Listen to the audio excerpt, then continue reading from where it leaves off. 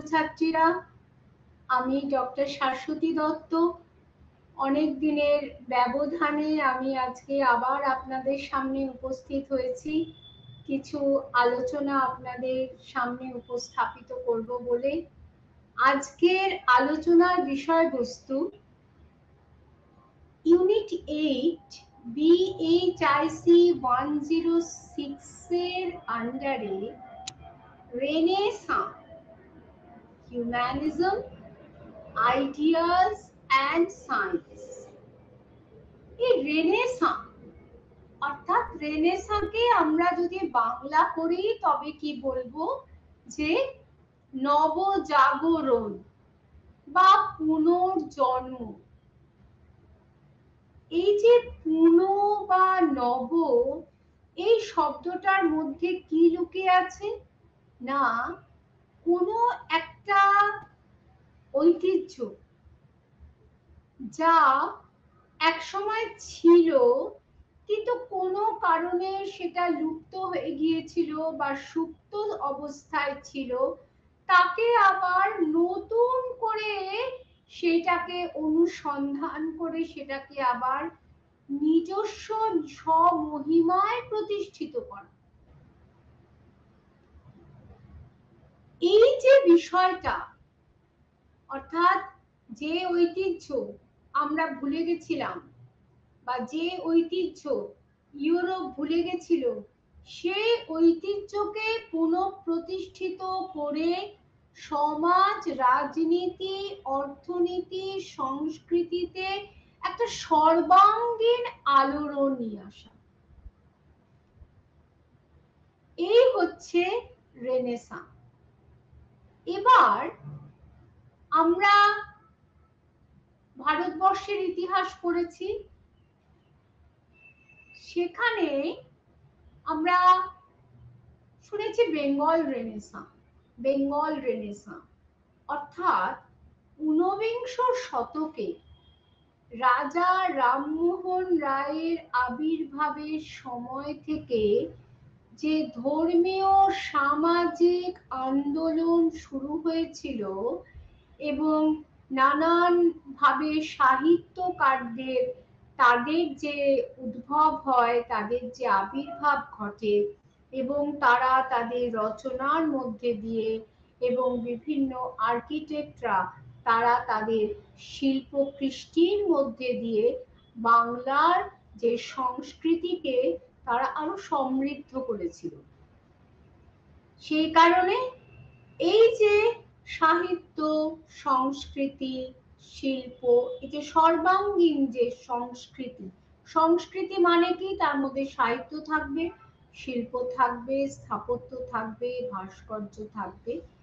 এই যে পুরো গোটা যে বিষয়টা, এই বিষয়টা যখন একটা নতুন ভাবে পুনঃপ্রতিষ্ঠিত হচ্ছে, তার সসম্মানে তার নিজের জায়গায় তাকে প্রতিষ্ঠিত করা হচ্ছে, তখন তাকে রেনেসাঁ বলছে, অর্থাৎ নবজাগরণ।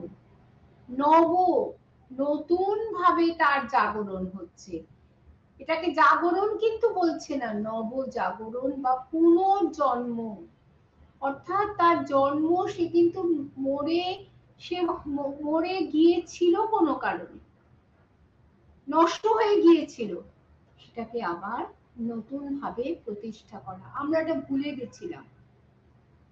এই প্রসঙ্গে, এই বেঙ্গল রেনেসাঁ প্রসঙ্গেই আমরা যদি ইউরোপীয় রেনেসাঁ, আজ আমরা ইউরোপীয় রেনেসাঁর কথা বলতে বসেছি।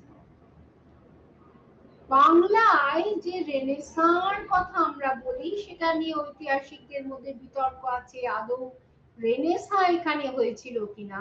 কিন্তু এই বিষয়টা কিন্তু সঠিক যে রাজা রামমোহন রায়কে আমরা কি বলছি, আধুনিক ভারতের অগ্রদূত। তার হাত ধরেই কিন্তু ভারতের আধুনিকতার একটা জোয়ার আসে। ঠিক সেইভাবে এই রেনেসাঁর সূচনার সঙ্গে সঙ্গে ইউরোপে মধ্যযুগের সমাপ্তি ঘটে এবং একটা সমাজ, অর্থনীতি, সংস্কৃতি ধর্ম সব দিকে একটা নতুন একটা প্রাণের সঞ্চার ঘটে। এবার কেন আমরা বলছি এটা হারিয়ে গেছিল? না, এই বিষয়টি যদি আমরা আলোচনা করতে যাই তাহলে আমরা কি বলবো, যে আমি প্রত্যেক ইউনিটে যেরকম আগে ইন্ট্রোডাকশন দিয়ে পুরো বিষয়টির সারমর্ম তার মধ্যে তুলে ধরি, এবারেও আমি তাই করছি। এইখানে এই যে রেনেসাঁ কবে হয়েছিল তার কালটা কিন্তু একটা বিরাট জরুরি। সেই রেনেসাঁ পঞ্চদশ শতকে সময়কালীন পর্যায়ে এই রেনেসাঁ ইউরোপে হয়েছিল এবং তার সূত্রপাতকে, তার যে প্রাণ কেন্দ্রটি কি ছিল না, Italy, Florence, Venice, Genoa, Milan প্রভৃতি বিভিন্ন জায়গা। এটা আমি পরে আসছি যে কেন ইটালিতেই প্রথম শুরু হলো। কিন্তু এই যে ঐতিহ্য, কোন ঐতিহ্যকে পুনঃপ্রতিষ্ঠা করা হচ্ছে? না, গ্রিক ও ল্যাটিন এই যে ধ্রুপদী সাহিত্য, যেটা একসময় রোম সাম্রাজ্য যখন একেবারে তার গরিমার তুঙ্গে, তখন সেই সময় কিন্তু এই ধ্রুপদী সাহিত্যের চর্চা হতো। কিন্তু পরবর্তীকালে যখন বহিঃশত্রুর আক্রমণে রোম সাম্রাজ্যের পতন হলো, তখন কি হলো, যে এই ধ্রুপদী সাহিত্য হারিয়ে গেল, অর্থাৎ পুরো ছাড়খাড় হয়ে গেল। যে ভিসিগত, অস্ট্রোগত, এদের যে ভ্যান্ডালস, এদের যে আক্রমণ, অর্থাৎ বর্বর আক্রমণে যেমন রাজনৈতিক ভাবে সাম্রাজ্যটা ধসে পড়েছিল, তেমনি সাংস্কৃতিক ভাবেও চরম ক্ষতির সম্মুখীন হয়েছিল। ঐতিহ্য কোথায় যেন হারিয়ে গেল, যে লুপ্ত হয়ে গেল সেই গ্রিক আর ল্যাটিনের চর্চা। সেই সময় যে বিভিন্ন মঠে যারা মাঙ্ক ছিলেন বা পাদ্রী ছিলেন, তাদের তখন একটা কাজ ছিল কি জানেন, সেটা হচ্ছে তারা বাইবেলের নকল করতেন এবং যখন এইভাবে তারা বাইবেলের নকল করে তারা সেগুলোকে প্রিজার্ভ করে রাখার চেষ্টা করতেন। তো যখন এরকম আক্রমণ ঘটলো, তখন এইসব মাঙ্করা, এইসব পাদ্রীরা, এরা কি করলেন, এরা সমস্ত সেইগুলোকে বাইবেলের যে নকল সেগুলোকে নিয়ে তারা পালিয়ে গেলেন। পালিয়ে গিয়ে তারা আশ্রয় পেলেন হচ্ছে ইটালিতে। এবং ইটালিতে যে সমস্ত বরিষ্ঠ সমস্ত পরিবার ছিল, যারা ধন সম্পদে যেমন যারা যেমন সম্মানের আসন লাভ করেছিল, তেমনি সেই ধনকে কাজে লাগিয়ে তারা তাদের কৃষ্টিকে আবার পুনঃপ্রতিষ্ঠিত করার চেষ্টা করে এবং এই সকল বনেদি বড়লোকদের পৃষ্ঠপোষকতাতে পুনরায় ইটালিতে এই ধ্রুপদী সাহিত্যের চর্চা শুরু হয়। তবে পঞ্চদশ শতকের রেনেসাঁর কথা যদি আমি আলোচনা করি, তবে আমি কি বলবো, যে কোনো একটা জিনিস ইতিহাসে কিন্তু হঠাৎ করে শুরু হয় না। যে হিউম্যান ইভলিউশন হয়েছিল, হঠাৎ করেই কি আমরা হোমোসেপিয়েন্সে চলে এসেছিলাম? না, একটু একটু করে আমরা বিবর্তনের মধ্যে দিয়ে আমরা আজকে এই মানুষের পর্যায়ে চলে এসেছি। আমরা আজকে এই মানুষের পর্যায়ে এসে দাঁড়িয়েছি। ঠিক সেইভাবে রেনেসাঁর যদি কোনো অতীত আমরা আলোচনা করি, তবে আমরা কি দেখবো, এই রেনেসাঁ, পঞ্চদশ শতকের রেনেসাঁও কিন্তু কোনো একটা প্রেরণা লাভ করেছিল ক্যারোলিঞ্জিও রেনেসাঁ এবং দ্বাদশ শতকের যে 12th সেঞ্চুরি রেনেসাঁ থেকে। এবং এই 12th সেঞ্চুরিতে অর্থাৎ দ্বাদশ শতকে কিন্তু স্কলার বা পণ্ডিতরা তারা এই ধ্রুপদী সাহিত্যকে অর্থাৎ গ্রিক আর ল্যাটিনকে আবার করে তারা পুনঃপ্রতিষ্ঠিত করেন সসম্মানে। যেটা হারিয়ে গেছিল সেটা অলরেডি দ্বাদশ শতকে পুনঃপ্রতিষ্ঠিত হয় এবং এই পঞ্চদশ শতকে তার প্রসার আরো বৃদ্ধি পায়। এই কারণে রেনেসাঁকে বলা হচ্ছে আলোকিত যুগ। এই রেনেসাঁ কেবলমাত্র সংস্কৃতির ক্ষেত্রে নয়, এই রেনেসাঁ রাজনীতির ক্ষেত্রে যেমন একটা পরিবর্তন এনেছিল, তেমনি অর্থনীতির ক্ষেত্রে পরিবর্তন এনেছিল, ধর্মের ক্ষেত্রে, সমাজের ক্ষেত্রে, সর্বস্তরে পরিবর্তন এনেছিল। এবং যে মধ্যযুগের কথা আমরা আগে আলোচনা করেছি অর্থাৎ সামন্ত প্রথা, এই সামন্ত প্রথাতে ভূমি ছিল কিন্তু প্রাণ কেন্দ্র। কিন্তু যেই মাত্র রেনেসাঁ এলো তখন সে ভূমির পরিবর্তে মুদ্রা অর্থনীতি চালু হলো এবং ব্যবসা বাণিজ্য প্রভৃতি হলো মানুষের আর্থিক সম্পদ তৈরির মূল উৎস। তাহলে দেখুন যে রেনেসাঁ ফলে মধ্যযুগ সমাপ্ত হচ্ছে, সমাপ্ত হয়ে আধুনিক যুগের সূত্রপাত হচ্ছে।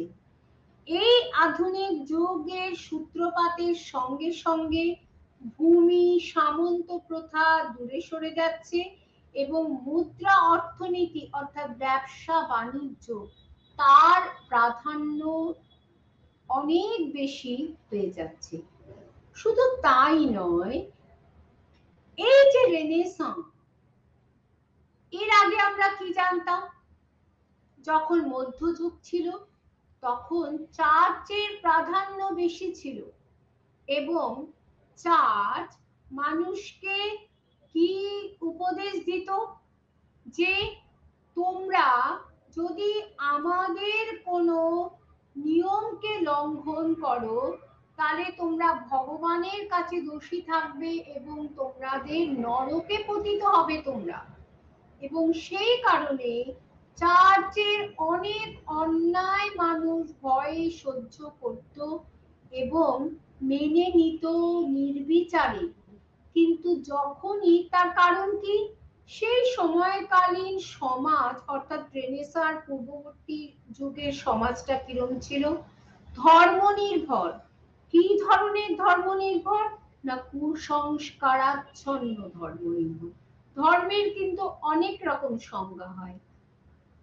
সেকুলারিজমও থাকে ধর্মের ক্ষেত্রে, আবার অন্ধবিশ্বাস দ্বারা পরিচালিত ধর্মও থাকে।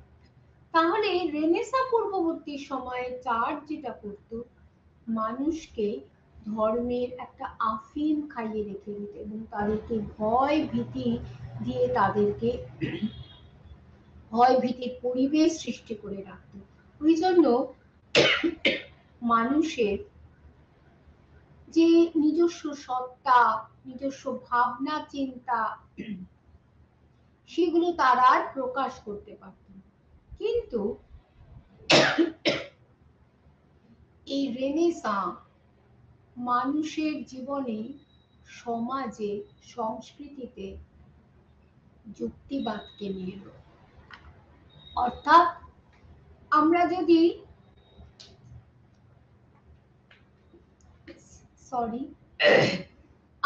স্বামী বিবেকানন্দের কথায় প্রসঙ্গে আনি, তিনি বলেছিলেন যে যা নিজের চোখে দেখবে না সেটাকে বিশ্বাস করবে না। অর্থাৎ এই যে যুক্তিবাদ কিন্তু রেনেসাঁর একটা বিরাট বৈশিষ্ট্য। যুক্তিবাদ এবং ব্যক্তি স্বাতন্ত্র্যবাদ। অর্থাৎ আমি এ জন্মে কি করলাম, ভালো করলাম, পরের জন্মে গিয়ে সেটার ফল পাবো, আমার ভালো জন্ম হবে, আমি আরো অনেক সমৃদ্ধ জীবন পাবো। তা কেন? এই জন্মেই কেন আমি পাবো না, এই যে যুক্তিবাদ। আর পরজন্ম কে দেখেছে, আগের জন্মই বা কে দেখেছে? রেনেসাঁর সময়ে এই ধরনের বিষয়গুলো নিয়ে মানুষ পর্যালোচনা শুরু করলো, এবং তখনই মানুষের মনে এই একটা ধারণা তৈরি হলো যে ভগবানকে কি আমরা চোখে দেখেছি, আমরা কি স্বর্গকে চোখে দেখেছি, আমরা পুনর্জন্মকে চোখে দেখেছি? সুতরাং কেন সমাজে ধর্মের সর্বক্ষেত্রে ঈশ্বরের প্রাধান্য বেশি থাকবে? ঈশ্বর তার নিজের জায়গায় থাকবেন, তিনি হচ্ছেন এই প্রকৃতির স্রষ্টা। যদি আমরা বলি আধ্যাত্মিক অর্থে এই বিশ্ব ব্রহ্মাণ্ডের স্রষ্টা, যদিও এটা একটা ভৌগোলিক বিষয়, কিন্তু তর্কের খাতিরে আমরা মেনে নিই তিনি হচ্ছেন সৃষ্টিকর্তা। তিনি তার নিজের জায়গায় থাকবেন, কিন্তু মানুষের ব্যক্তি জীবনকে প্রতি মুহূর্তে নিয়ন্ত্রণ করার অধিকার ভগবানের নেই, ঈশ্বরের নেই। অর্থাৎ ঈশ্বরবাদ যে নীতিবাদ, এইটা রেনেসাঁর যুগের মানুষ বুঝতে শিখেছিল, এবং সেই কারণে রেনেসাঁ যে হিউম্যানিজম, মানুষের জয়গান গাইতে শুরু করলো। রেনেসাঁ যুগের সাহিত্যিকরা তারা মানুষকে নিয়ে লিখতে শুরু করলো। রেনেসাঁ যুগের ভাস্কররা, স্থপতিরা, তারা তাদের যে রচনা শৈলী, তাদের যে কৃষ্টি, তাদের সৃষ্টি, তার মধ্যে মানুষের দৈনন্দিন জীবন, তার সুখ দুঃখ, তাকে ফুটিয়ে তুললো। সেখানে ঈশ্বরের কোনো স্থান নেই। একেই বলা হচ্ছে মানবতাবাদ। তাহলে ইউনিটটা যদি আপনারা, আমি যেভাবে ক্ল্যারিফাই করছি, আগে রেনেসাঁকে ক্ল্যারিফাই করলাম, এবার হচ্ছে হিউম্যানিজম। কারণ রেনেসাঁর, প্রাক রেনেসাঁ যুগে সাহিত্য বলুন, শিল্প বলুন, স্থাপত্য বলুন, চিত্রকলা, সর্বক্ষেত্রে শুধু ঈশ্বরের প্রাধান্য, চার্চের প্রাধান্য। মানুষের সুখ দুঃখের কোনো স্থান সেখানে ছিল না। এই রেনেসাঁ সর্বপ্রথম এই কনসেপ্ট নিয়ে এলো যে মানুষ সত্য, ভগবান নয়। সুতরাং এমন কিছু সৃষ্টি করতে হবে যার মধ্যে দিয়ে মানুষের কথা থাকবে, এবং সেই কারণে এমন রচনা তৈরি করতে হবে যা মানুষের কাজে লাগবে, তার ব্যবহারিক জীবনে কাজে লাগবে। শুধু আধ্যাত্মিক জীবন নিয়ে কিন্তু মানুষের জীবন চলে না, কারণ মানুষ হচ্ছে সংসারী। কাজে তার পক্ষে সবকিছু ত্যাগ করে শুধুমাত্র ঈশ্বরের চিন্তা করা, এটা কখনোই সম্ভব নয়। তাকে দৈনন্দিন যে অভাব অভিযোগ পূরণের কথা চিন্তা করতে হয়। সুতরাং সাহিত্য এমন হবে, শিক্ষা ব্যবস্থা এমন হবে, অর্থনীতি এমন হবে, যার মধ্য দিয়ে মানুষের এই অভাব অভিযোগটা মিটবে। রেনেসাঁ সেই কৃষ্টিটাকে নিয়ে এসেছিল, এবং নিয়ে এসেছিল বলে যে একটা সর্বাঙ্গীন পরিবর্তন, একটা আলোকময় যুগের সৃষ্টি হয়েছিল এই নবজাগরণ বা পুনর্জন্মের যুগে। এবং নিত্য নতুন আইডিয়া, আইডিয়া মানে ইডিওলজি, আইডিয়াস মানে কি ভাবধারা, সায়েন্স মানে কি বিজ্ঞান, অর্থাৎ ভাবধারা এবং বিজ্ঞানের ক্ষেত্রেও একটা বিরাট পরিবর্তন এলো। এর আগে, রেনেসাঁর আগে যদি আমরা এই যে ভাবধারার ক্ষেত্রে কি পরিবর্তন এলো সেটা আমি এক্ষুনি বললাম। এই ভাবধারা হিউম্যানিজমের সঙ্গে রিলেটেড, অর্থাৎ মানুষ সত্য, মানুষকে নিয়ে রচনা করো এবং মানুষের জয় গান গাও, ঈশ্বরের নয়, চার্চের নয়। এবং এই রেনেসাঁ যুগের পণ্ডিতরা তারা দেখিয়ে দিলেন মানুষকে চোখে আঙ্গুল দিয়ে যে চার্চের মধ্যেও কত অভাব, কত রকম দুর্বলতা আছে, চার্চের মধ্যেও কত ত্রুটি বিচ্যুতি আছে, এবং সেই সূত্র ধরেই কিন্তু রিফরমেশন শুরু হয়েছিল, অর্থাৎ ধর্মের যে শুদ্ধিকরণ, এবং সেই শুদ্ধিকরণের ফলেই কিন্তু এই যে খ্রিস্টান যে সম্প্রদায়, দুটো ক্যাথলিক এবং প্রোটেস্ট্যান্ট, এই দুটি ভাগে বিভক্ত হয়ে যায়। তো এই যে আইডিয়াস গুলো নিত্য নতুন, অর্থাৎ এই যে অর্থনীতির ক্ষেত্রে দূর বাণিজ্য করা, যে দূর দেশে বাণিজ্য করা, যে একটা সময় ছিল যখন চার্চ মনে করতেন যে এই ইউরোপটাই হচ্ছে জগৎ, তার বাইরে কোনো পৃথিবী নেই। কিন্তু এই রেনেসাঁর সূত্র ধরেই যখন ভৌগোলিক অভিযান শুরু হলো, অর্থাৎ রেনেসাঁ যখন মানুষের মধ্যে ব্যক্তি স্বাতন্ত্র্যবাদের তৈরি করলো, অর্থাৎ প্রত্যেকটা ইন্ডিভিজুয়াল মানুষ, তাদের কিন্তু নিজস্ব সম্মান আছে। আমরা কেবলমাত্র চার্চের দাস নই, আমরা কেবলমাত্র রাজার প্রজা নই, আমাদেরও একটা ইন্ডিভিজুয়ালিটি আছে, ব্যক্তি স্বাতন্ত্র্যবাদ আছে। যতক্ষণ না ব্যক্তি স্বাতন্ত্র্যবাদ যতক্ষণ না তৈরি হবে, ততক্ষণ মানুষের অন্তরাত্মা জাগবে না। সে তখন ঘুমিয়ে থাকবে, সে তখন নুয়ে থাকবে, সে তখন সামনের দিকে পথ চলতে সে ভুলে যাবে। রেনেসাঁ মানুষের এই অন্তরাত্মাকে কিন্তু জাগিয়ে তুলেছিল, এবং এইভাবে ভাব জগতে এমন পরিবর্তন এলো যে মানুষ প্রতিবাদ করতে শিখলো। চার্চ যখন তাকে বোঝাচ্ছে মানুষকে যে না, সূর্য হচ্ছে, পৃথিবী হচ্ছে স্থির, সূর্য পৃথিবী চারদিকে ঘুরছে, তখন তার প্রতিবাদ করছেন কিছু পণ্ডিতরা, এবং সেই প্রতিবাদের সূত্র ধরে তাদের নিজেদেরকে হয়তো অনেক কষ্ট সহ্য করতে হয়েছে, তাদের জীবন চলে গেছে।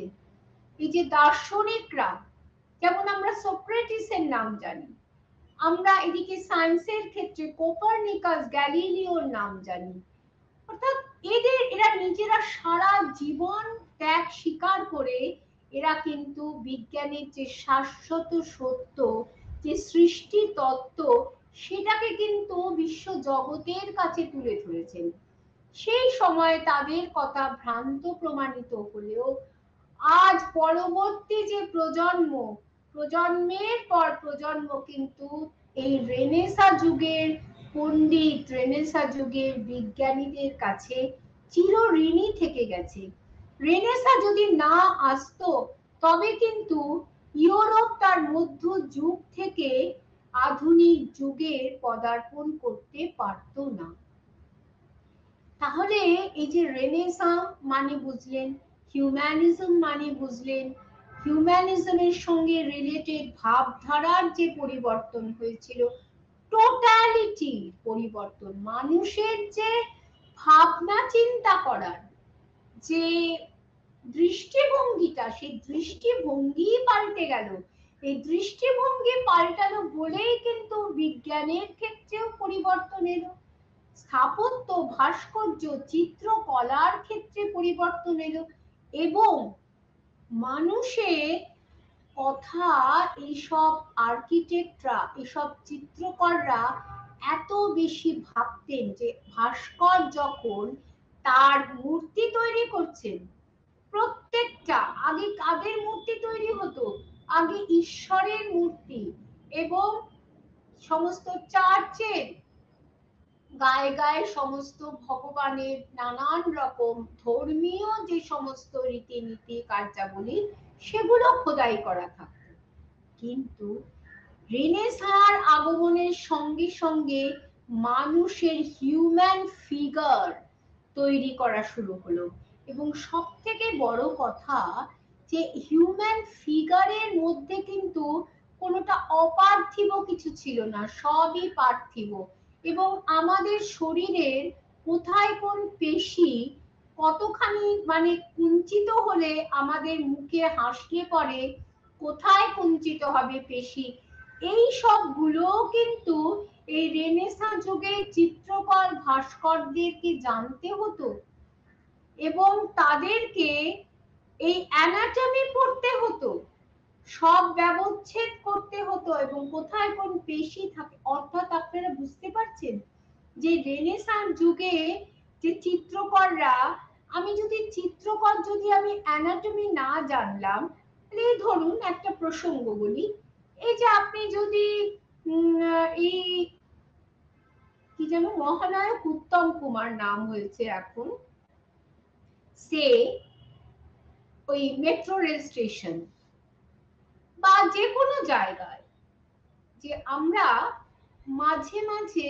এক একজন এক একটা স্ট্যাচু দেখি যারা গত হয়েছেন কিন্তু তারা সেলিব্রিটি, তো তারা আমরা যখন সেই মূর্তিটার দিকে তাকাই তখন আমরা যখন তার কথা মনে করি তখন মনে হয় ইনি কি সেই ব্যক্তি, কোথায় কোনো মিল তো খুঁজে পাচ্ছি না।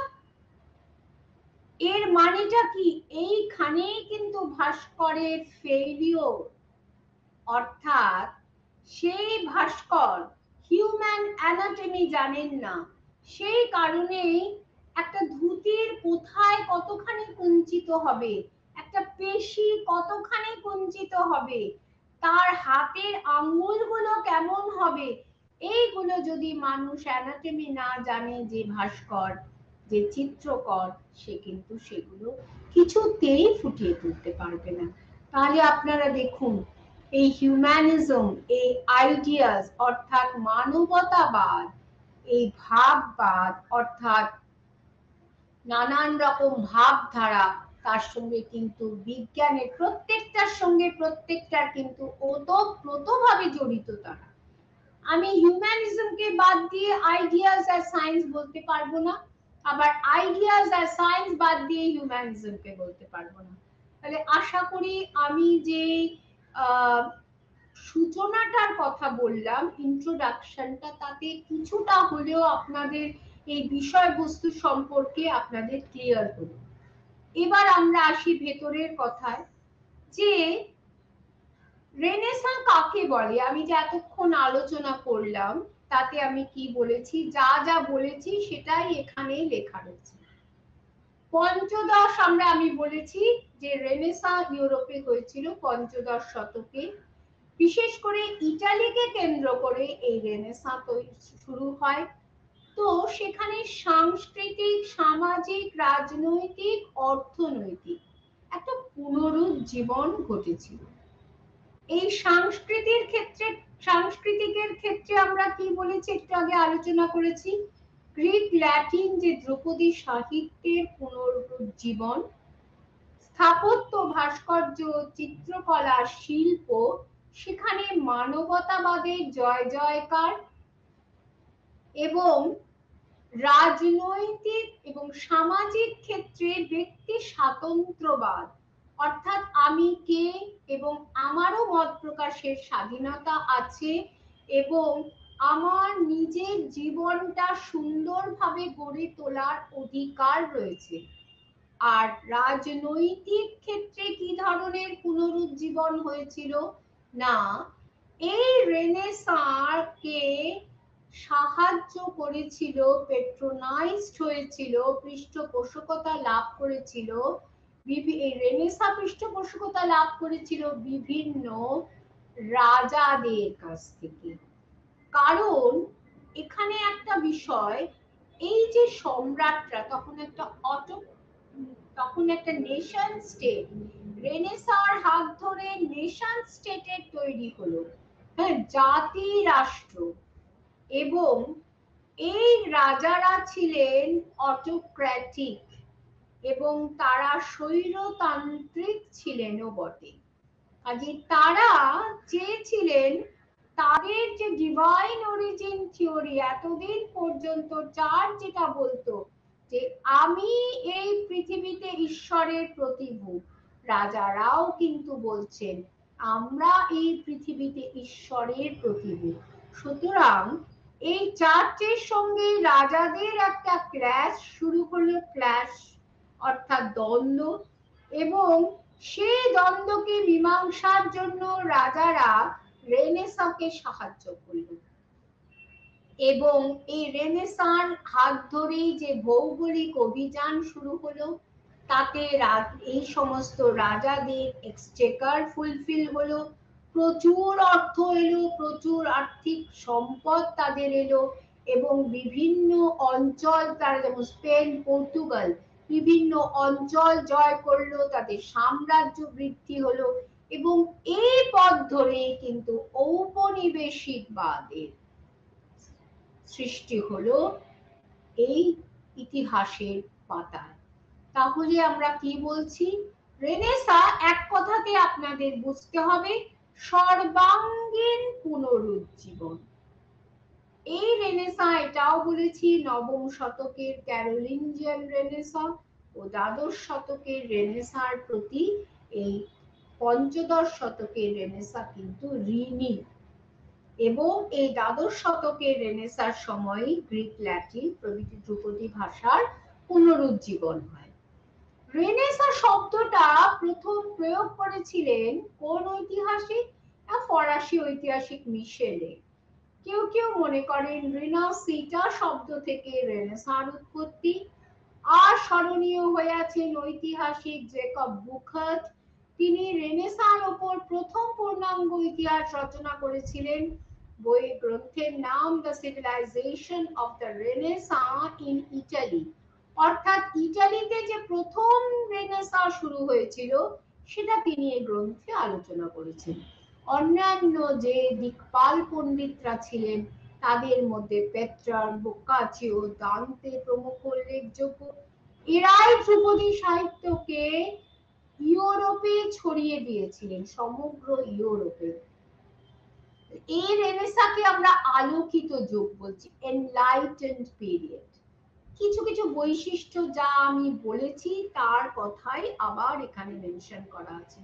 ব্যক্তি স্বাতন্ত্র্যবাদ, অর্থাৎ আমি একটা পৃথক সত্তা, মধ্যযুগ থেকে আধুনিক যুগে উত্তরণ, এবং এতদিন পর্যন্ত যে অন্ধবিশ্বাস ছিল তার থেকে উত্তরণ হয়ে আমরা যুক্তিবাদকে আমরা প্রাধান্য দিয়েছি এই রেনেসাঁর সময়।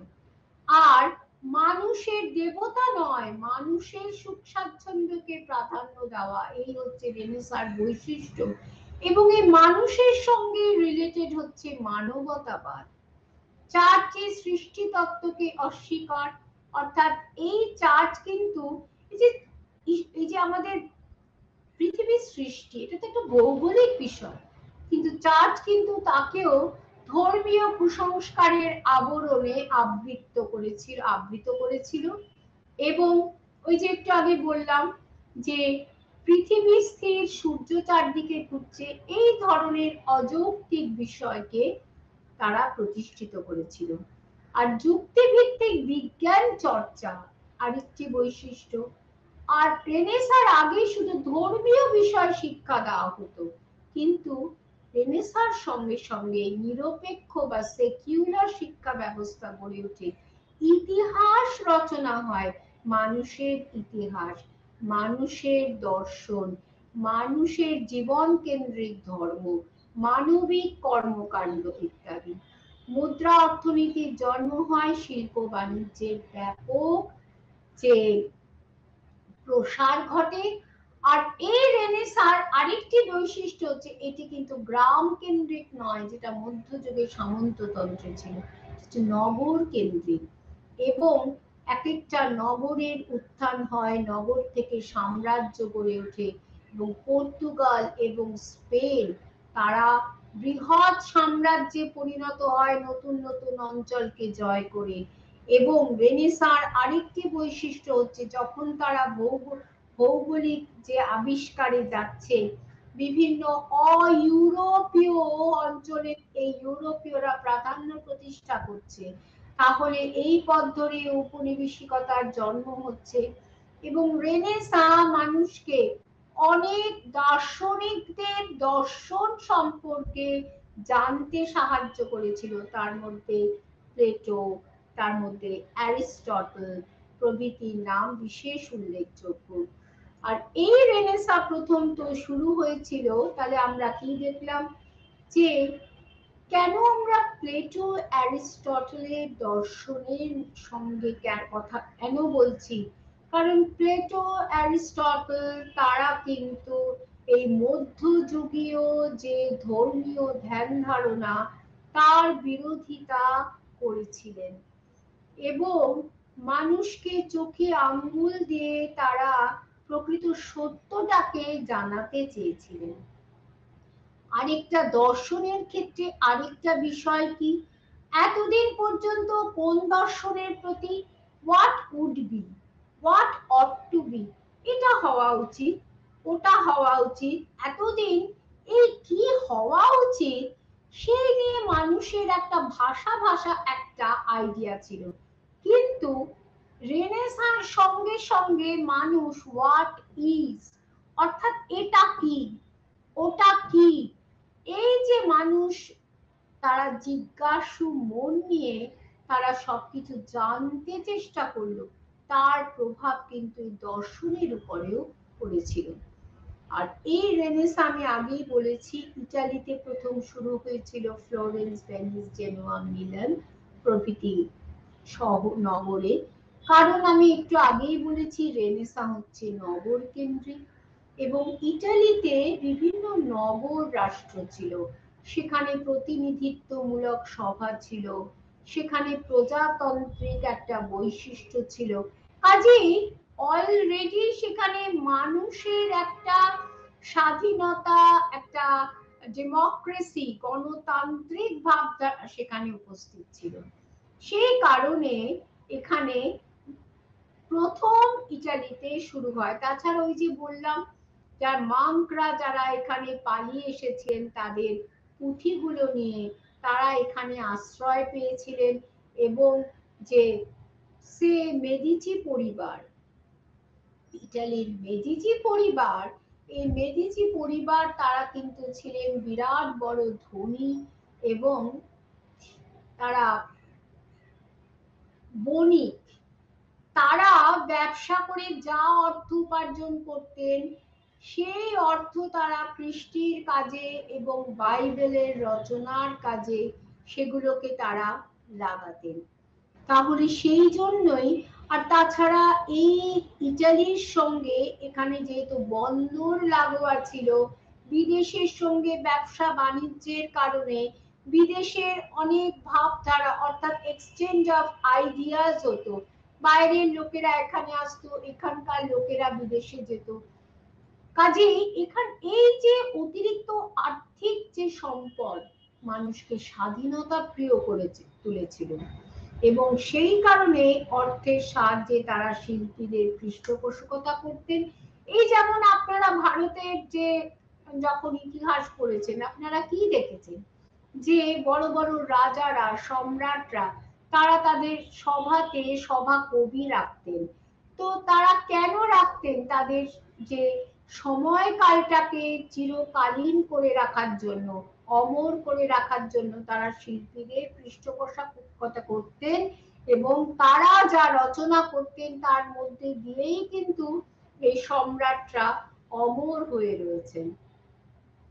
আমরা সমুদ্রগুপ্তের সভাকবি হরি সেনের কথা তো আমরা জানি, তো আমরা রবিকীর্তির কথা জানি যে Pulakeshi, Pulakeshi second, I hold inscription of Pulakeshi.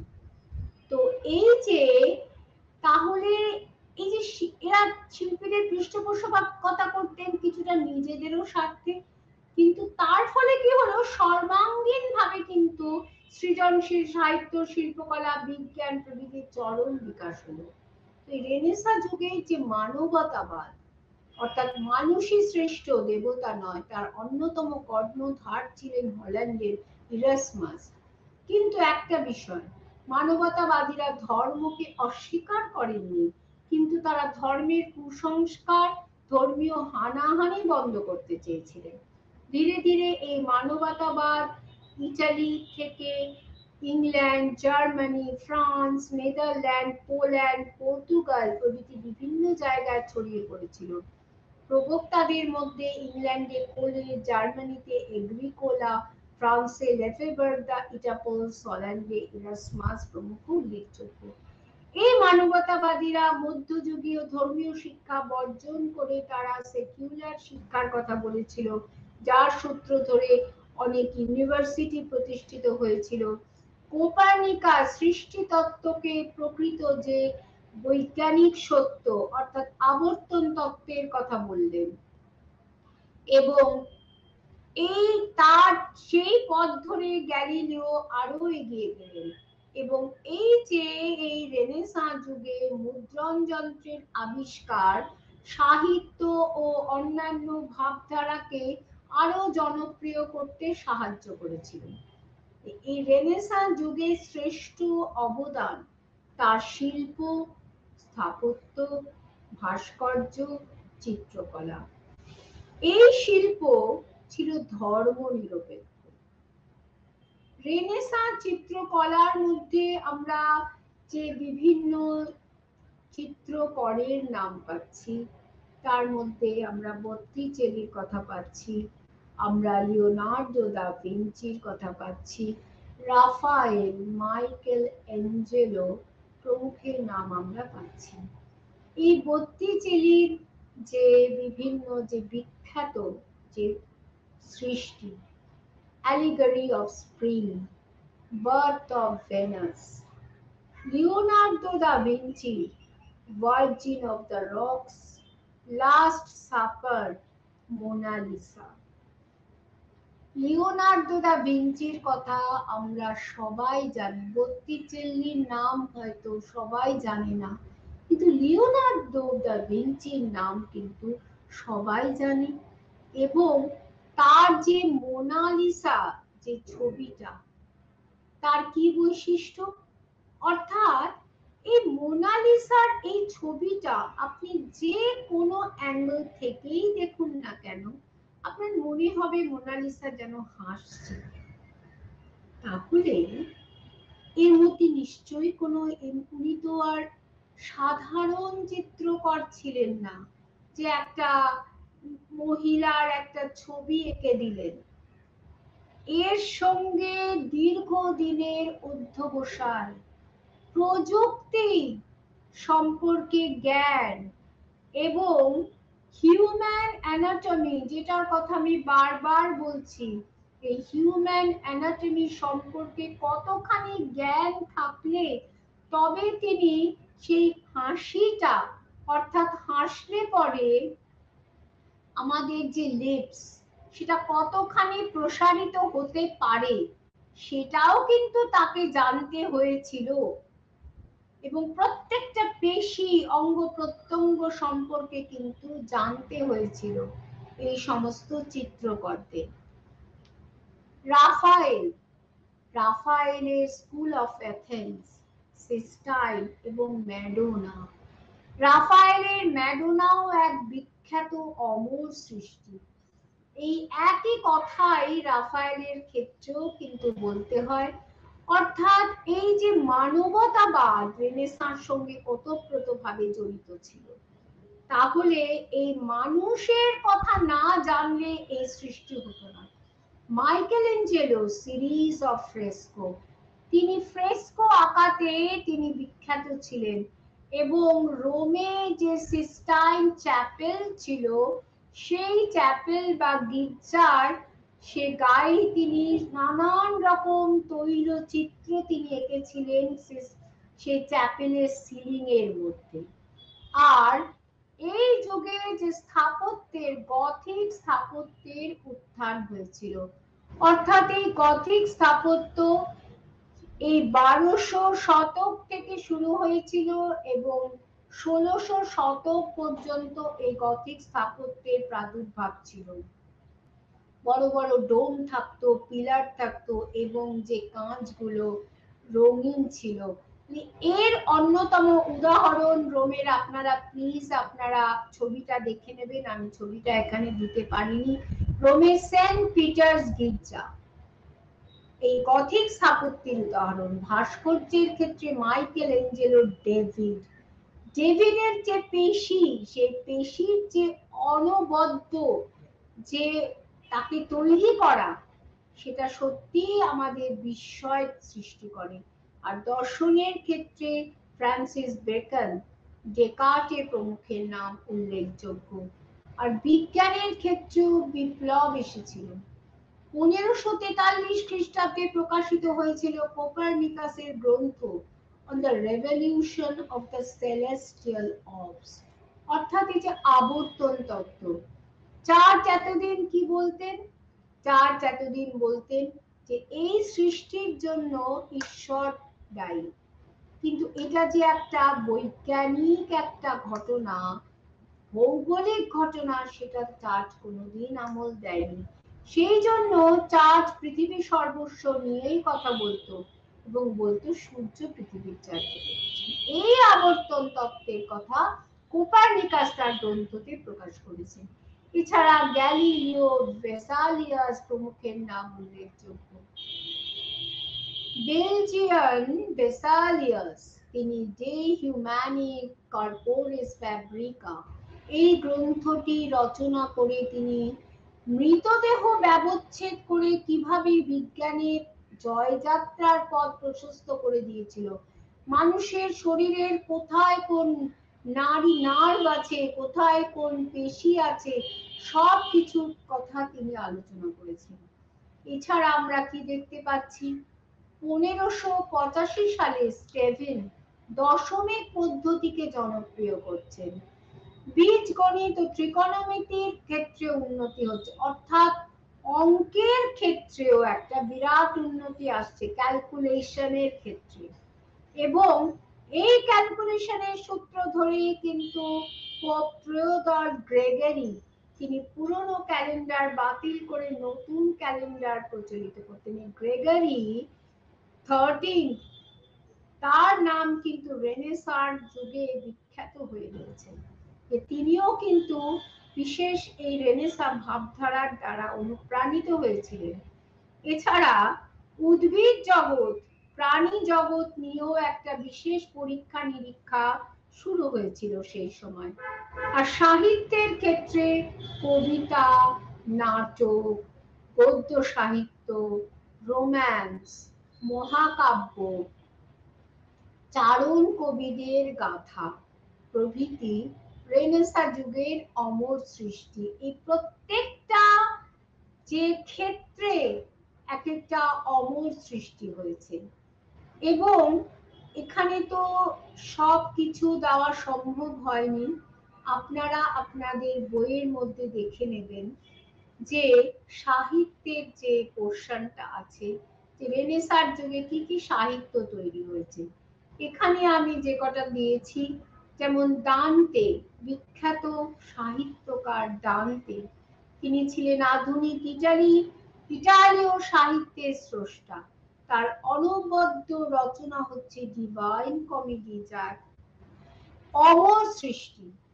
আর বোকাচিও কথা আমরা আগেও পড়েছি, তিনি রচনা করেছিলেন ডেকামেরন, প্লেগ, যে প্লেগ হয়েছিল ইউরোপে, সেই প্লেগের পটভূমিকায় তিনি রচনা করেছিলেন। আর ম্যাকিয়াভেলির দুটি অমর গ্রন্থ প্রিন্স ও ডিসকোর্স, এই গ্রন্থ দুটিতে কিন্তু তিনি রাজনৈতিক বিষয়কে অত্যন্ত সুষ্ঠুভাবে পর্যালোচনা করেছেন। প্রিন্সের মধ্যে তিনি রাজা এবং রাজকুমারদের কথা, তারপরে ডিসকোর্সে বিভিন্ন তর্ক বিতর্কর মধ্যে দিয়ে প্রকৃত কনস্টিটিউশনাল যে কি হওয়া উচিত, আমাদের যে রাজনৈতিক যে কাঠামো, কি ধরনের হলে পরে সেখানে ব্যক্তি স্বাধীনতা থাকবে, সব তিনি তুলে ধরেছিলেন। এছাড়া ছিলেন সার্ভেন্টাস, তিনি ডন কুইক্সট এই যে গ্রন্থটি রচনা করেছিলেন। টমাস মুর, তিনি তার ইউটোপিয়া অনবদ্য রচনা। এক কথায় বলা যায় যে রেনেসাঁ অসাধারণ সাহিত্যকারদের জন্ম দিয়েছিল।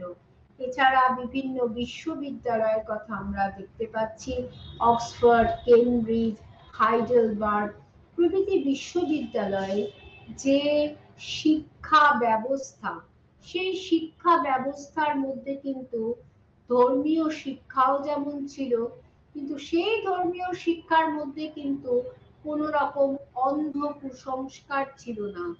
এবং তার পাশাপাশি সাহিত্য, শিল্প, বিজ্ঞান, দর্শন, চিত্রকলা, স্থাপত্য, ভাস্কর্য প্রভৃতি বিভিন্ন বিষয়ে সমস্ত ছাত্রছাত্রীদের জ্ঞান প্রদান করা হতো।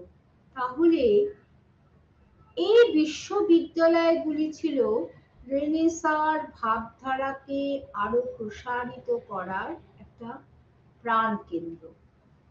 তাহলে রেনেসাঁর ফলাফল যদি আমরা বলি, একটা ফলাফল তো ভৌগোলিক আবিষ্কার, যার কথা আমরা বললাম, এবং এই ভৌগোলিক আবিষ্কারের কথা কিন্তু আমরা ইতিপূর্বে একটা পৃথক ইউনিটে আলোচনা করেছি, যে কি করে Spain, Portugal, France, Holland, England তারা ভৌগোলিক আবিষ্কার করেছিল, এবং এই ভৌগোলিক তারা একের পর এক সমস্ত ন্যাভিগেটরদের পাঠিয়েছিল। এর মধ্যে ম্যাগেলান,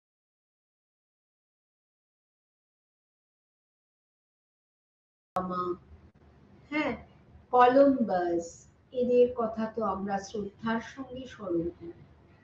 এই ভৌগোলিক আবিষ্কার রেনেসাঁর সঙ্গে যুক্ত কেন? কারণ এই যে পৃথিবী সম্পর্কে যে একটা ধারণা চার্চের ছিল, যে ইউরোপী জগৎ এর বাইরে কোনো জগৎ নেই, এবং এই পৃথিবীটার আকৃতিটা কিরকম, ডিম্বাকৃতি বা নাশপাতির মতন বা কমলা লেবুর মতন যাই বলুন, এই আকৃতির হলে কি হবে না, যে জায়গা থেকে যাত্রাটা শুরু হবে দিক পরিবর্তন না করে আমি যদি সেই পথেই চলতে থাকি, তবে আমি যেইখান থেকে আমার যাত্রা শুরু করেছিলাম আমি সেই পথেই কিন্তু ফিরে আসব। এবং এর ফলে কি হলো, এর ফলে পর্তুগাল, স্পেন, হল্যান্ড, ইংল্যান্ড, ফ্রান্সের যে সম্রাটরা তারা অত্যন্ত উৎসাহিত হয়ে উঠলেন, যে এই ভৌগোলিক আবিষ্কারের মধ্য দিয়ে কিরকম করে নতুন নতুন অঞ্চলকে আবিষ্কার করে তাদের সাম্রাজ্যকে বিস্তার করা যায়, তাদের কলোনি বা উপনিবেশ আরো প্রসারিত করা যায়। তাহলে আপনারা যদি একবার ভাবেন, এই যে ইস্ট ইন্ডিয়া কোম্পানি যারা ভারতবর্ষে এসেছিল বণিকের বেশ ধরে, এবং তারপরে তারা রাজদণ্ড হাতে তুলল, তার যদি আমরা অরিজিনটা চিন্তা করি তাহলেও কিন্তু সেই রেনেসাঁর কথাই আমরা বলবো। কারণ ইনকুইজিটিভনেস, নতুনকে অজানাকে জানার যে একটা আকুতি, সেটা কিন্তু এই রেনেসাঁর সঙ্গে যুক্ত মানবতাবাদ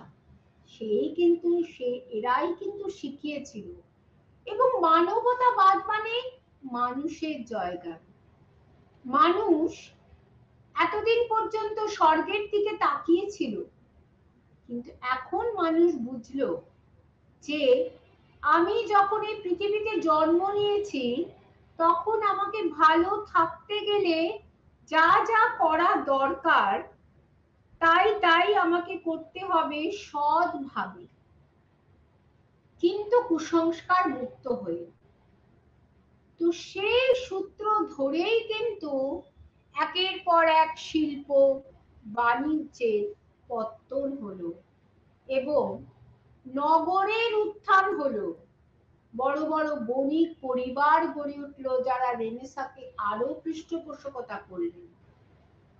এই মেদিচি পরিবারের কথা আমি বলেছি, বড় বড় এবং যে সম্রাটরা, পর্তুগালের সম্রাট, স্পেনের সম্রাট, তারাও কিন্তু এই ভৌগোলিক আবিষ্কারকে তারাও কিন্তু প্রেরণা যোগালেন। কেন? কারণ তারাও এই রেনেসাঁস ভাবধারা দ্বারা প্রভাবিত হয়েছিলেন। তারা কিন্তু চার্চের কথা মতো এইভাবে নিজেদেরকে পঙ্গু করে রাখেননি, চোখটাকে বন্ধ করে রাখেননি যে ইউরোপী জগৎ, ইউরোপের বাইরে আর কিছু নেই।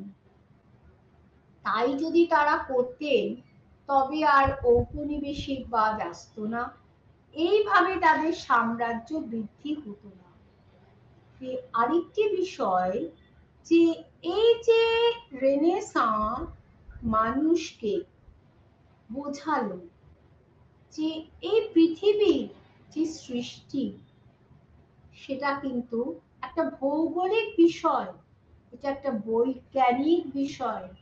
কিরকম করে পৃথিবীর যে 3 ভাগ জল 1 ভাগ স্থল, এবং প্রথমে সমস্ত পৃথিবী জলময় ছিল, তারপরে আস্তে আস্তে স্থলভাগ জেগে উঠল এবং মহাসাগর, সাগর এবং নানান রকম যে স্থলভাগ, মহাদেশ, এই যে সৃষ্টি, সৃষ্টি তত্ত্ব, এই যে পৃথিবীর যে ভৌগোলিক যে ভূখণ্ড বা জলভাগ, এর মধ্যে কিন্তু ঈশ্বরের কোনো কারিগরি নেই। গোটাটাই কিন্তু প্রকৃতির অবদান। হ্যাঁ, একথা কিন্তু অস্বীকার করেননি রেনেসাঁর যে পণ্ডিতরা। তারা কিন্তু বলেছেন যে ভগবান বা ঈশ্বর যাই থাকুক না, যিনি থাকুন, তিনি কিন্তু এই সৃষ্টির স্রষ্টা। অর্থাৎ এই প্রকৃতিকে যদি তিনি সৃষ্টি করে থাকেন, তার পরবর্তী যে বিষয়গুলো সেইগুলো কিন্তু অটোমেটিক্যালি এগুলো সায়েন্সের সঙ্গে, জিওগ্রাফির সঙ্গে, বটানির সঙ্গে রিলেটেড, হিস্ট্রির সঙ্গে। রেনেসাঁ যদি না আসতো তাহলে ইতিহাসকে নিরপেক্ষভাবে চর্চা করা যেত না। রেনেসাঁ যদি না আসতো ভূগোলকে নিরপেক্ষভাবে চর্চা করা যেত না।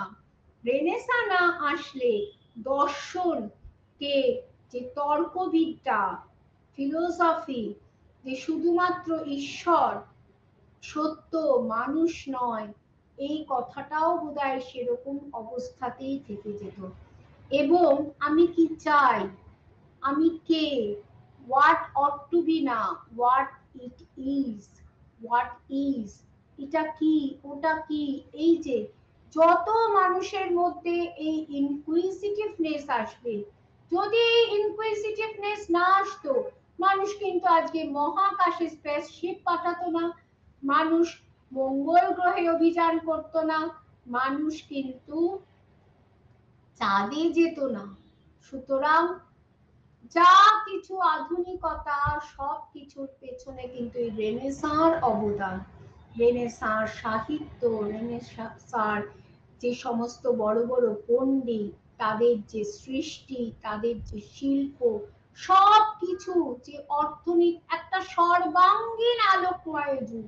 হতে পারে এর মধ্যে কিছু ত্রুটি বিচ্যুতি ছিল, কিন্তু সেই ত্রুটি বিচ্যুতিকে অনেক দূরে ঠেলে যে পরিবর্তন, যে আধুনিকতার সূত্রপাত হয়েছিল পঞ্চদশ শতক থেকে যে অষ্টাদশ শতকের মধ্যে, তার মূল্য কিন্তু ইতিহাসে অপরিসীম।